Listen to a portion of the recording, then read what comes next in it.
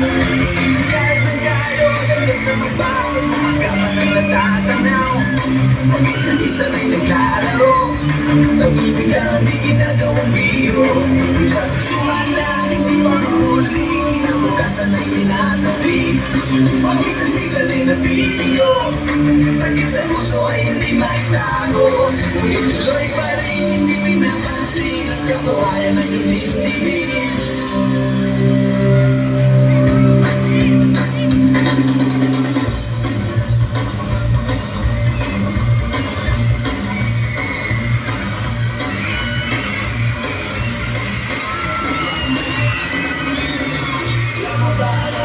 Sabihin na lang, magsisikap sa eskwela.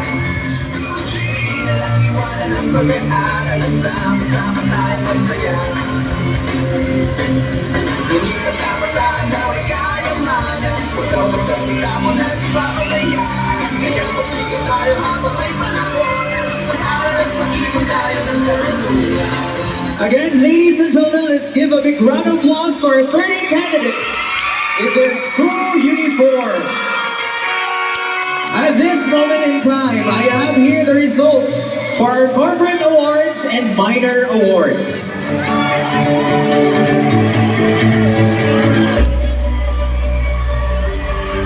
And we request our ushers to come up on stage to hand in our sash and bouquet if there's any.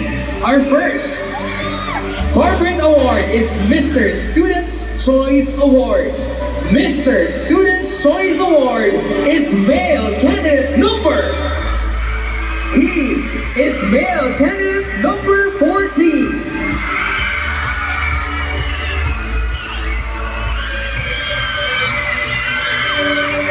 And our Miss Student's Choice Award, Miss Student's Choice Award is female candidate number 1.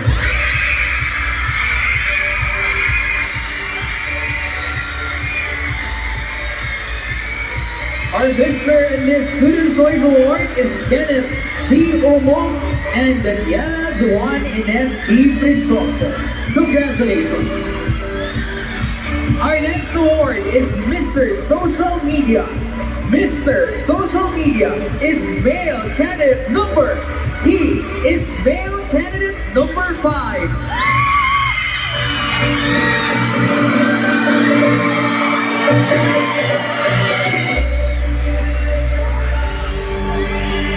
Our Miss Social Media is female candidate number.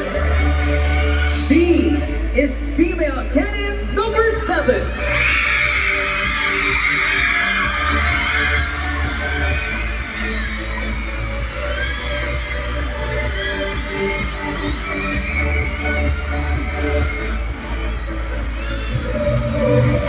Our next corporate award is Mr. and Miss Photogenic. So we're going to reveal the Mr. and Miss Photogenic. Sir Jerome? Okay.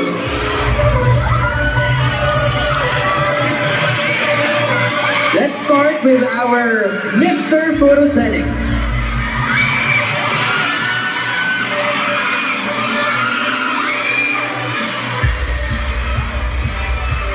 Let's start with our Mr. Photogenic. Are you ready? Okay, ready? 5, 4, 3, 2, 1. Who is our Mr. Photogenic? He is no other than candidate number 2, Francisca V. Aranaido. And our Miss Photogenic has already been revealed. Our Miss Photogenic is candidate number 13, Miss Hannah Luena C. Gracia.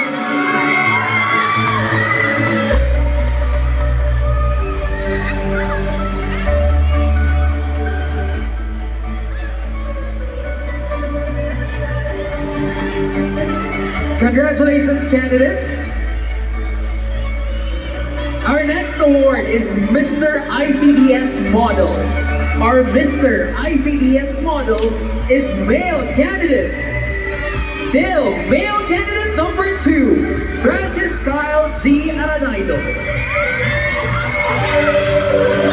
And our Miss ICDS model. Our Miss ICDS model is female candidate number 1, Viviana Joan P. Frisoso.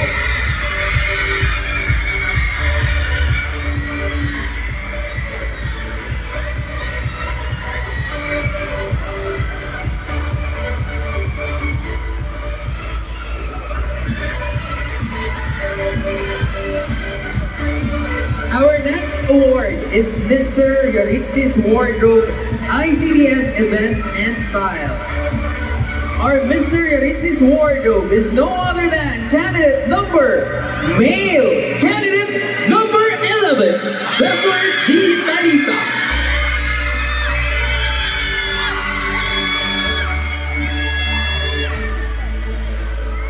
And our Miss Yalitsis Wardrobe, ICDS Events and Style is female candidate. She is still female candidate number 1, Viviana Joan P. Frisoso.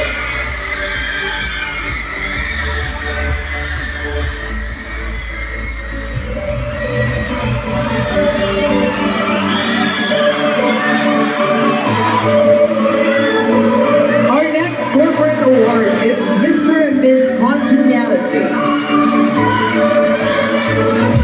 Our Mr. Congeniality.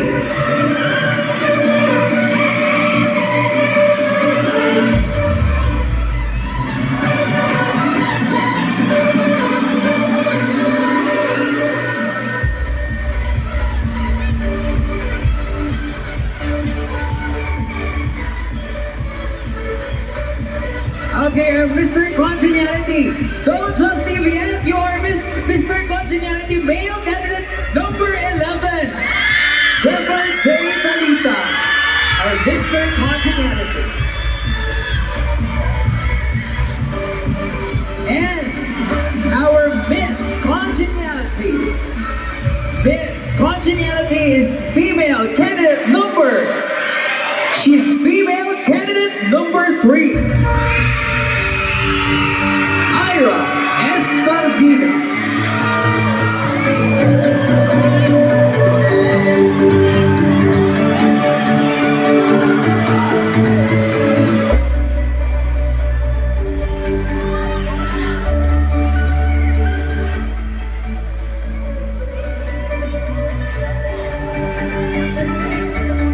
Our next award is Mr. Gracie Choice Award.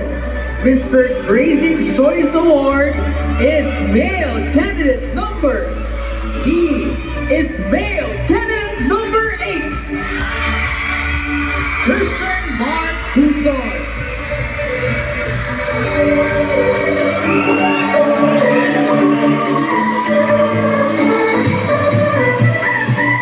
And our Miss Gracie Choice Award, Miss Gracie Choice Award goes to female candidate number. She is female candidate number 2, Joanna Grace B. Estivicar.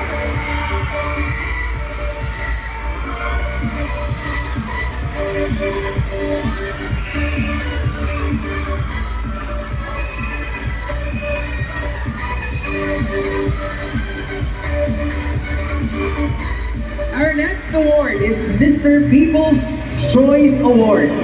Mr. People's Choice Award is male candidate number. He is male candidate number 15, Caleb Alexander Ramada.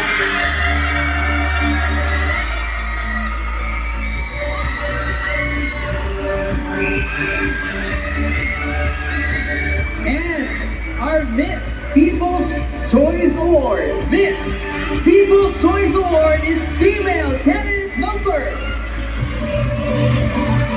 It's his partner, female candidate number 15, Irish P. Maika.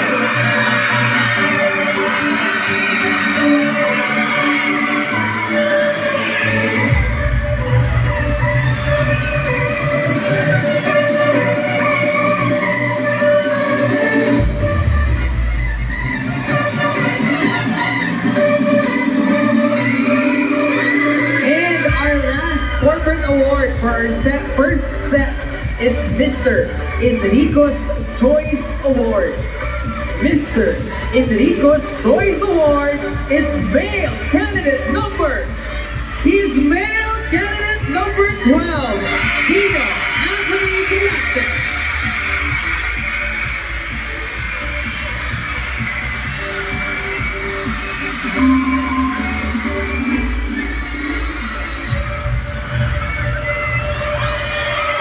And Miss Enrico's Choice Award.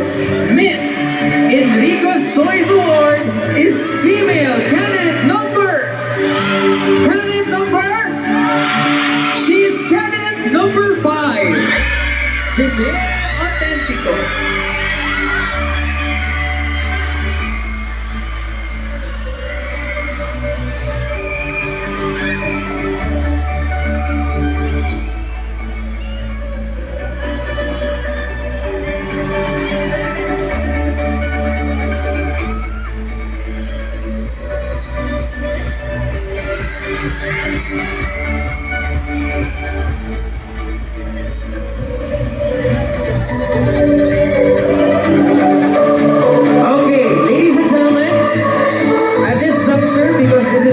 So, you're about to witness our candidates' advocacy. So, a big round of applause as they're about to present their advocacy in their advocacy speech.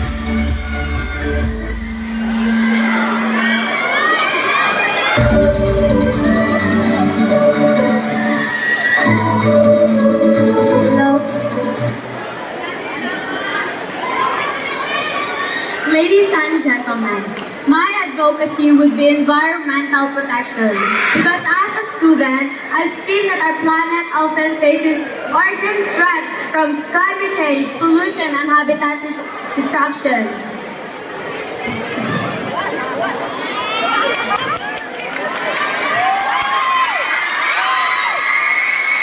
Let's embrace sustainable practices, help industries accountable, and educate ourselves. Because I believe together we can build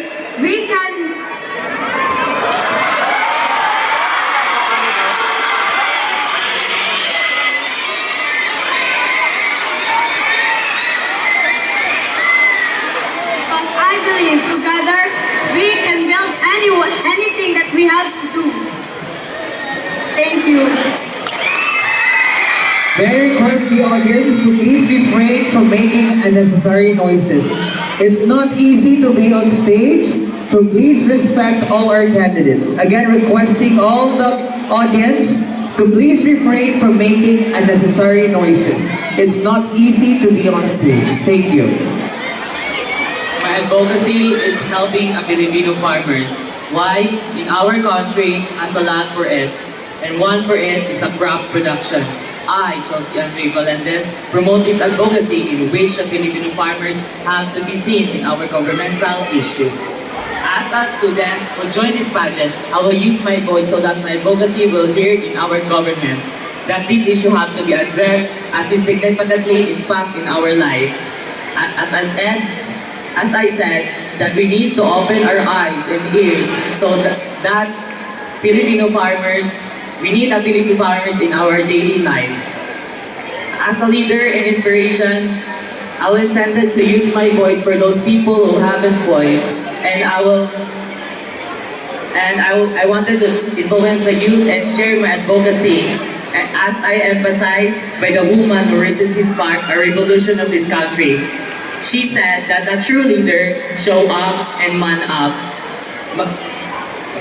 Abanti ta magtatanong, kung ba't ita magtatanong, proud Pilipino ako. Daghang salamat.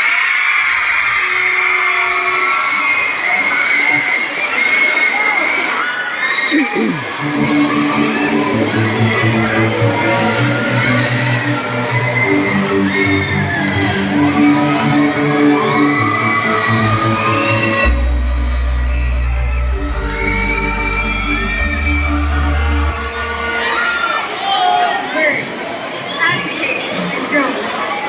In our quest for positive change, there is a sad reality we cannot ignore. Countless children are deprived for the basic right to education. Today, I urge us all to rally behind my advocacy, Sustainable Development Goal for quality education. Let's transform these cries for help into a powerful call to action. By education, we become the catalyst for a brighter, more equitable future, where every child's potential is nurtured and celebrated. Together, let's pave the way for a world where each and every child can confidently say, I can read, I can learn, and I can thrive. Let's value education because there is power in education.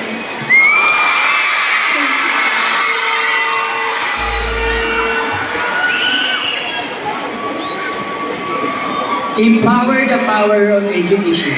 Peace education is my advocacy. It is an approach that focuses on values, attitudes, skills that contribute to promote peace and prevention of violence. To fully realize this, we have these 5 components. First is conflict resolution, second is human rights education, third is intercultural and interfaith understanding, fourth is non-violence and social justice, and lastly is environmental sustainability. Imagine a world where we all get along, where conflicts are resolved peacefully and everyone's rights are respected. That's the kind of world we can create through peace education. It's not just another subject, it's a way of thinking and acting that helps us to become peacemakers in our daily lives. When we learn about resolving conflicts without violence, understanding different cultures, and standing up for what's right, we are building a foundation for a better, more peaceful future. So let's support peace education because it's not just about grade. It's about making our world a cooler and more harmonious place for all of us. Thank you.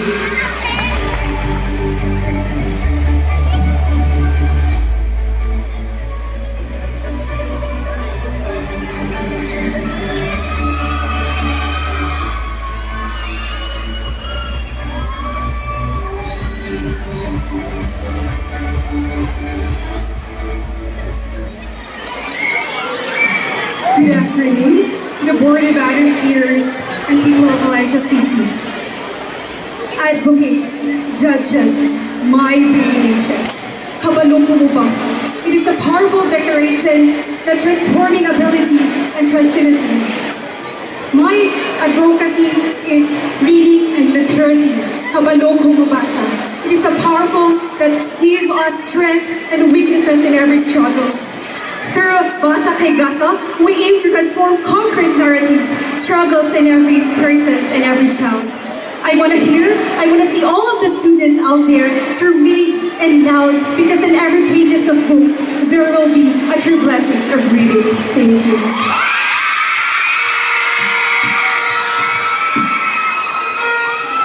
Good afternoon everyone, I am Princess Lois Tawan and I am an advocate of mental health awareness. Mental health issue has become a common problem to people, especially our youth of today. There are a lot of stigmas and discrimination that triggers our mental health. As an advocate, I am here not just to help those who are suffering, but also to fight to break the stigmas and prejudice. They promote the human rights of a person who have suffered of mental problems. I have always been thinking that we should help and uplift each other so that we will have an amazing world, which is free from pride and prejudice. Thank you. Yes!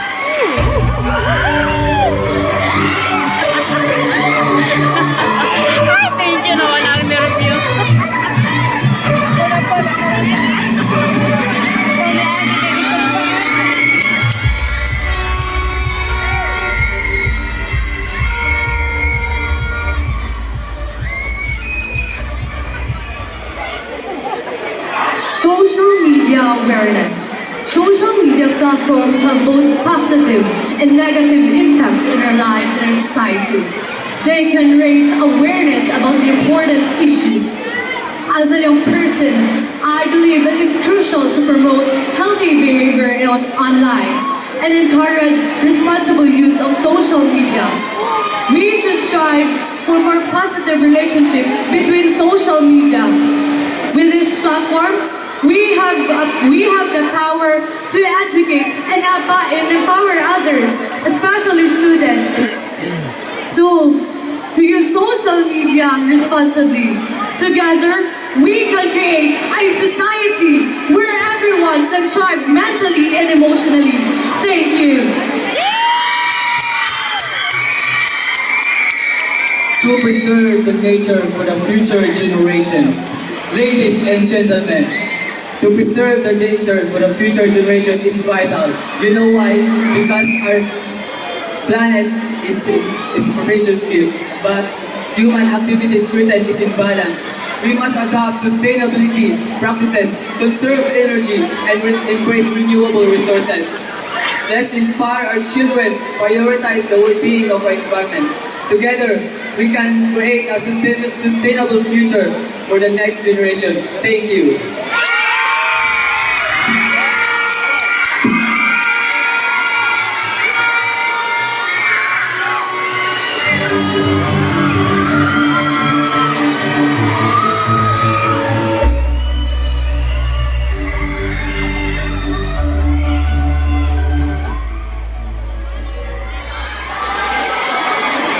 The world is falling far behind in achieving quality education. According to UNESCO, 16% of adults worldwide are illiterate, highlighting the urgency of addressing deficiencies in reading, writing, and solving. Despite the existing platforms in our school, there remain overlooked areas that demand attention. We, together with my partner, are advocating for a strong focus on foundational and quality education, emphasizing the importance of monitoring these basic skills, particularly during early education. Together, let's ensure inclusive and equitable quality education and promote lifelong learning opportunities for all. Thank you.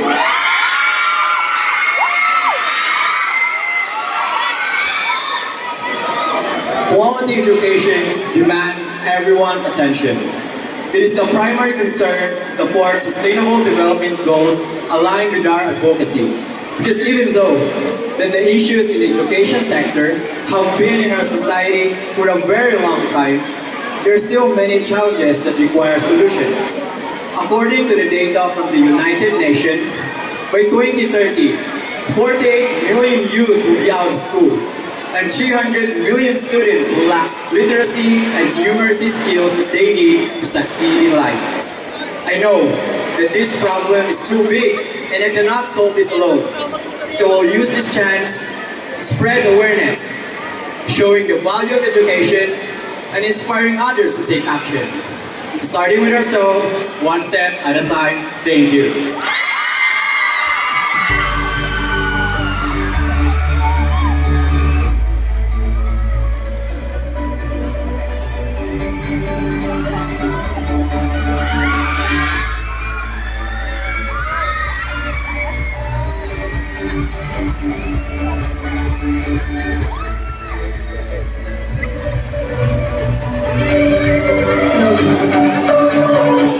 A pleasant afternoon to everybody.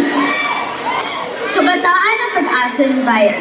It is our beloved hero said. If we embody this saying, we can realize that we are all equally significant in this community. My advocacy is student civic engagement. It is from individual volunteerism to organizational involvement. We need to understand that in this society, we not only need the talented and the intellectual people, but we also need transformational people. As the secretary of the Inter Club of Vnhs, it widened my perspective that in order for a community to thrive, we need to work hand on hand. And so that we'll realize that we are all capable of more than we believe. Now, always remember that mag-iisa, makilahok, at makisama lays the foundation of a stronger and more resilient community. Daghang salamat.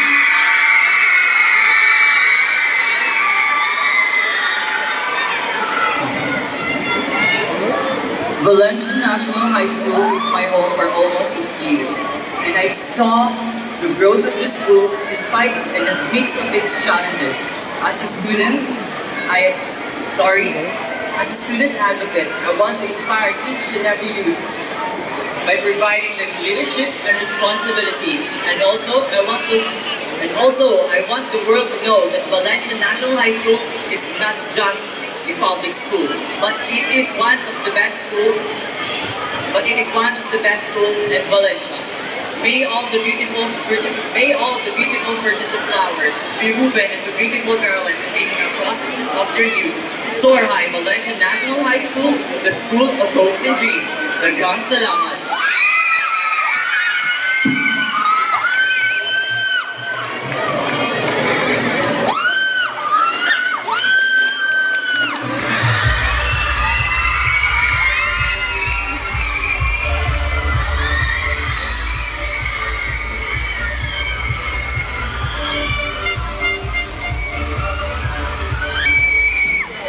Positivity breeds success.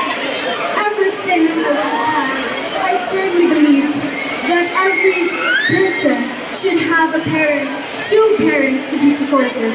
Unfortunately, I am not the one who has been given. I witnessed my parents face problems every now and then. These experiences have instantly come together, and I believe that every success and every mind positivity leads to big opportunity. And every time you think negative, the things that will go to your mind will not be happening. Thank you. Good afternoon, everyone. I advocate to stop the spread of fake news. Fake news destroys families, friendships, and relationships alike. Together, we can stop the spread of fake news. Fake news can give misunderstandings and divide the public. We can stop this by fact-checking and by being a scientist, by getting our information from trusted, reliable, and factual sources. We not only get the truth, but we also lessen the possibility of spreading fake news. As a journalist, I abide by the journalist's creed. That states, I believe in the profession of journalism. I believe that a public journal is a public trust, that all connected with it are to the full measure of their responsibility. Trustees for the public is better swayed by the will of privilege or the clamor of the mob. And I thank you.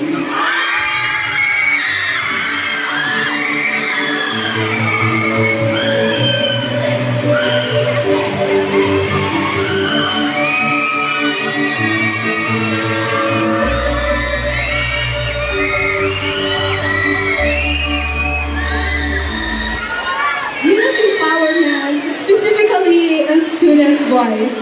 Being a student and a youth for today's generation, I will use my voice and empower youth to influence others to do good, to be more active on the involvement of school community partnership, student councils, both social and in religious aspect, sangguniang kabataan, and other youth activity involvement.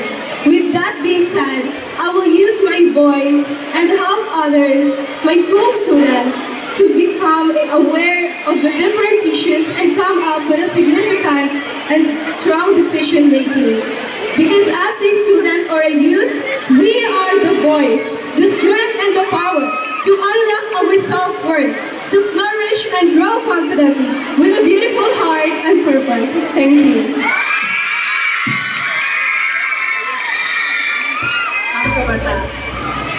Ang kabataan, ang pag-asa ng bayan. A mantra once strong in our heart, now facing a formidable challenge and a rising shadow of teenage pregnancy rate. And as a passionate advocate for children's rights and protection, I believe that we must act decisively to shield our children from the harsh realities of teenage pregnancy. Through comprehensive sex education, access to contraception, and supportive community program, we can empower our children to make an informed decision. And as for Mr. Vnhs, I can say that our action today will shape a better future where hope conquers despair and children's dreams snowbound. Together, let's champion a world where ang kabataan, ang pag-asa ng bayan, thrives like never before. Daghang salamat.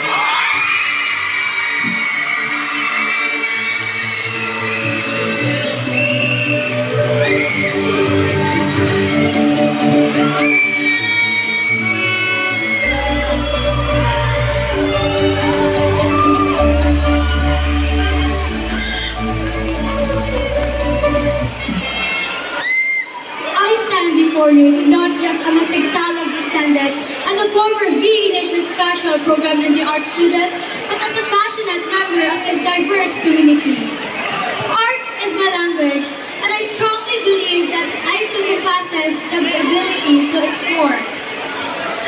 Therefore, as an advocate for arts and cultural inclusivity and diversity, I encourage each and every one of you to open your hearts to unique voices, creating a space where everyone feels silenced. As one Vnhs, let's use art to bring us together and make a world a better place. We can be the generation that brings us all together, and with the use of arts, we can communicate through doing it everything. Let's do it together as one Vnhs. Thank you.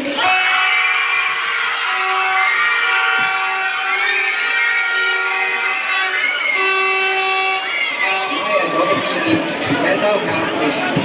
Mental health issues are increasingly prevalent in school.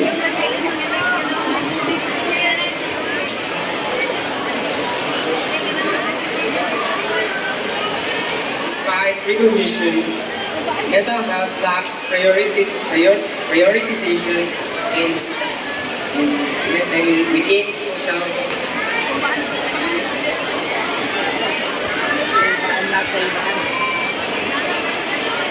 Thank you.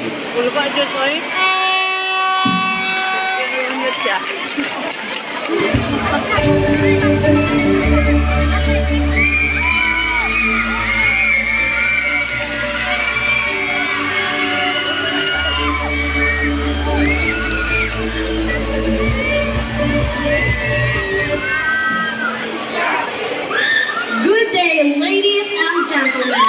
My advocacy will be focusing on promoting self-love and acceptance. In our generation today, we cannot change the reality that there is still a discrimination, not just on gender identity, but in physical appearance as well. People might judge you based on what and how they saw you. But I believe that everyone should love themselves, embrace their imperfections, and know that they're beautiful just the way they are. In the world that constantly striving for perfection and resists to a change, the power of acceptance is truly transformative in our life. Embracing acceptance allows us to let go of the past, have peace in the present, and open ourselves for future possibilities. Let us always remember that self-love and acceptance is a foundation for growth as well as for change. Thank you.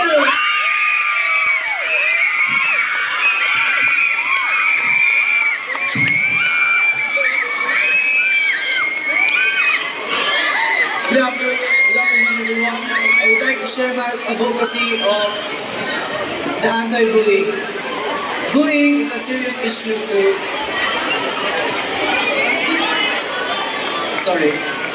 Bullying is a serious issue today. And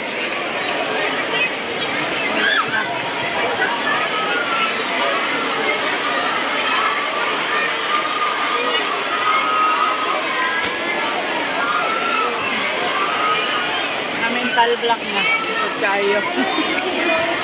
Lisod good. Thank you. Naingala sa tricks to ni Agi ay.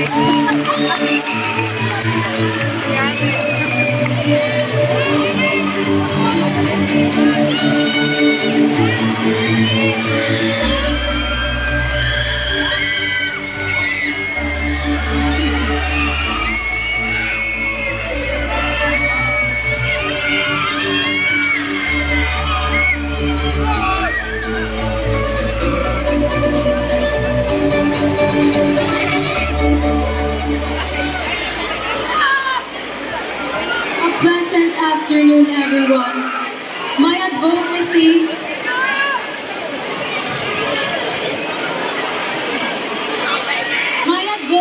focuses on raising awareness about mental health and focusing to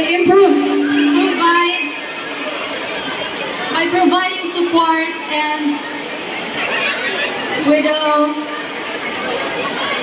mental health initiatives. Wala na.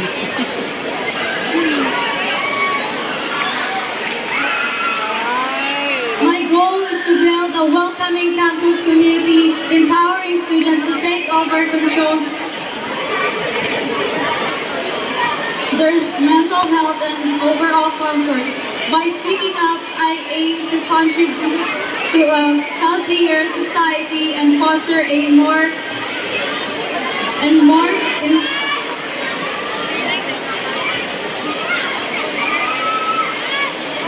inclusive atmosphere for individuals facing mental health challenges. Daghang salamat.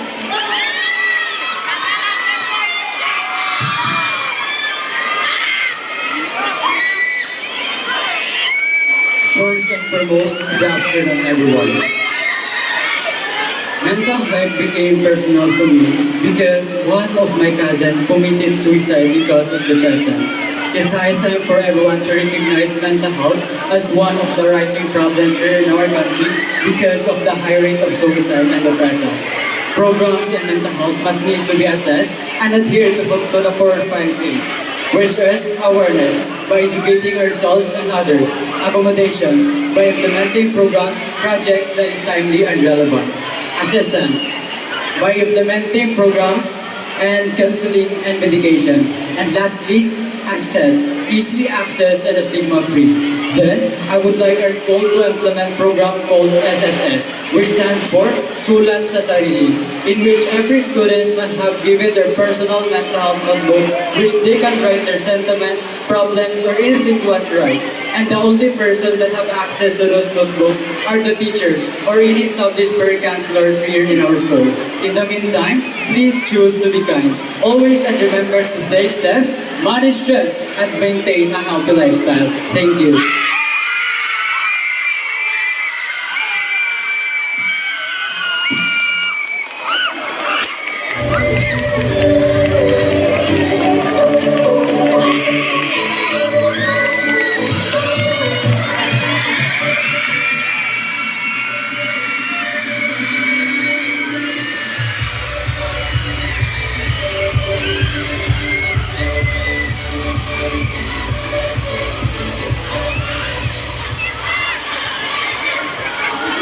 Today is the hope of tomorrow.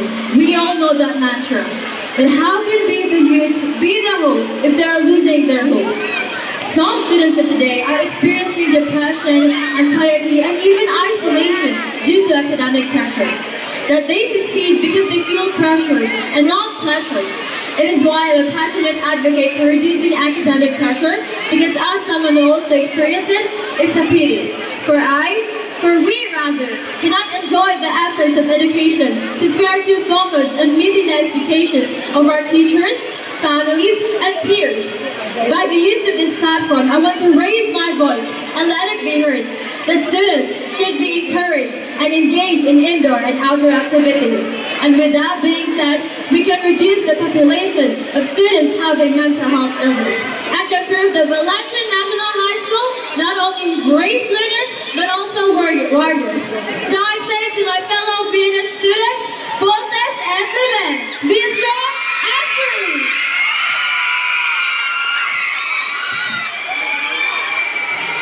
Good afternoon, everyone. I will take this opportunity to establish connections with you all in order to carry on my advocacy for youth empowerment in disaster readiness and response. Imagine a world where young minds are not just bystanders, but empowered as effective catalysts for positive change. Youth are the heartbeat of our future, and it's time to harness the power and potential for disaster readiness and response. With this, young people can take active roles in preparing for and responding to disasters in their communities.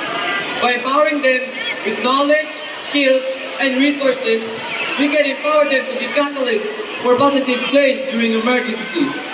We're not only preparing them for emergencies, but also fostering a culture of resilience.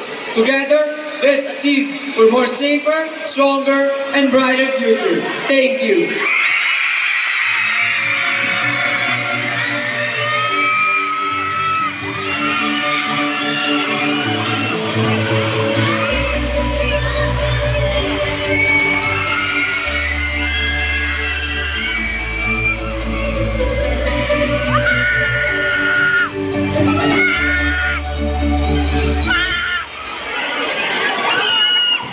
In the world full of hatred and invalidated feelings, it has become the light of all special people. Kabog ng dibdib, hingang may layunin. In every embrace, let empathy be our guide. This emphasizes the importance of genuine desire to understand, support, and also include these people. These people who only need love and acceptance, yet prefer that. Now, as a student who's given a chance to use this platform and to use my voice to spread my advocacy, I want you all to reflect and process that these people deserve to be empathized. You might feel that they are different, but what really makes them different is they are special.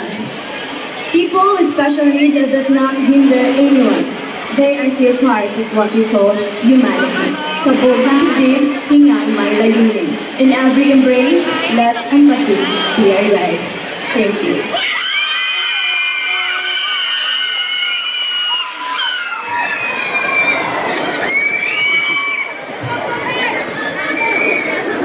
Hello. Good afternoon, everyone. As I stand before you today, I want to talk about something that's close to my heart. My advocacy is self-acceptance and inner beauty. In a world that often focuses on outward appearances, it's easy to forget the beauty that lies within each and every one of us.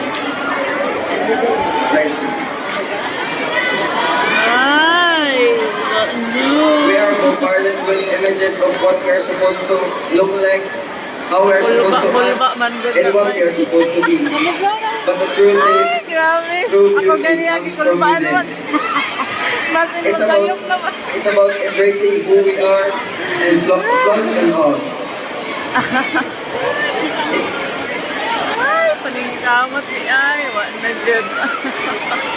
And celebrating our uniqueness. It's about loving ourselves unconditionally, and recognizing that our worth isn't determined by our appearance or the opinions of others. Thank you, that's all.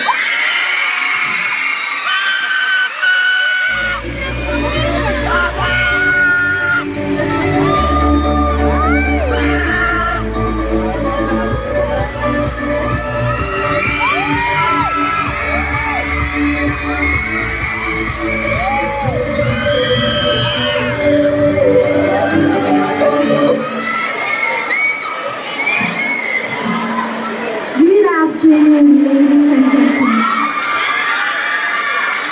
Today, I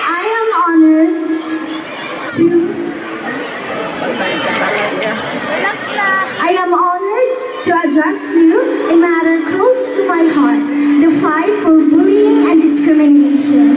With the passage of Republic Act 10627, the Anti-Bullying Act, our nation has taken a crucial step towards creating a more safer and more inclusive society. Bullying and discrimination inflict deep wounds, harming individuals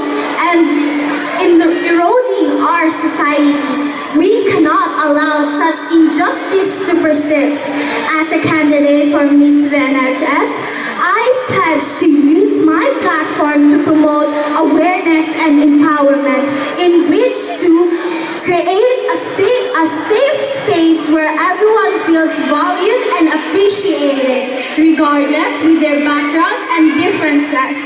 Let us rise together, united by our love and compassion, united by our love for compassion and education. Together, we can shape our future and we can dream together.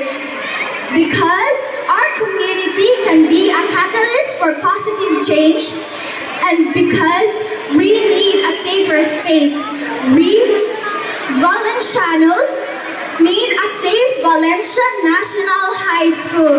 Thank you.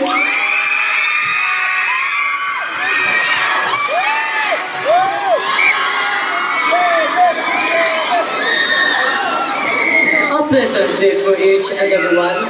I am advocating for gender equality because I believe that everyone, regardless of their gender, has equal opportunities, rights, and respect.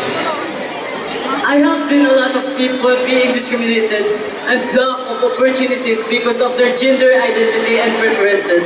And now, it's time to make a change by raising awareness, advocating for policy reform, and fostering inclusive communities. We can work towards a future where everyone is treated with dignity and respect. Through this advocacy, I aim to promote inclusivity and fairness in all aspects of life. Thank you.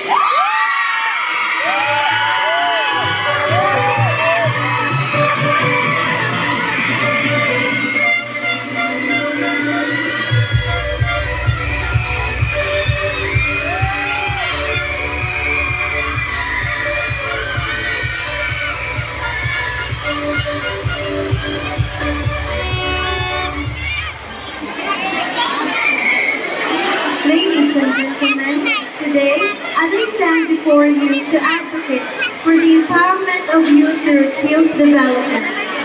Skills development is crucial for shaping the future leaders. Skills development breaks the cycle of poverty and fosters inclusivity.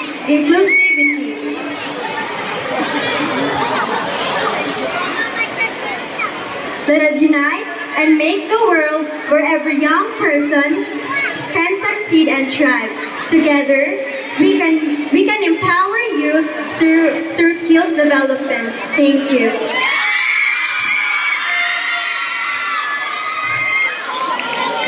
Today I want to talk about youth empowerment. As a youth empowerment is a very crucial thing in our society to have a better future. For Jose Rizal once said, ang kabataan ay pag-asa ng bayan. That's why let's advocate programs that prioritize youth participation, voice, and agency.